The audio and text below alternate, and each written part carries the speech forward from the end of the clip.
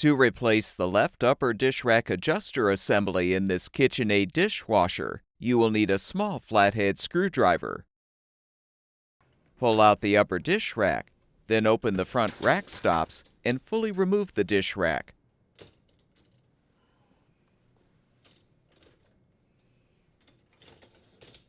Now insert the small flathead screwdriver into the two slots in the left side rack adjuster assembly to depress the tabs to release the rack adjuster clips.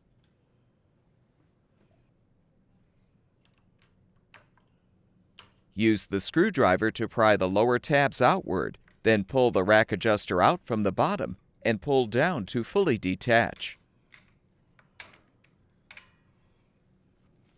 To install the new upper dish rack adjuster assembly, align the assembly on the rack and snap it into position.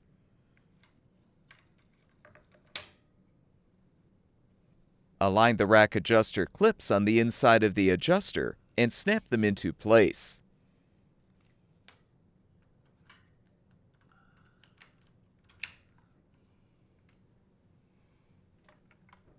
You can now align the upper rack rollers on the rails, slide the rack in, and close the front rack stops.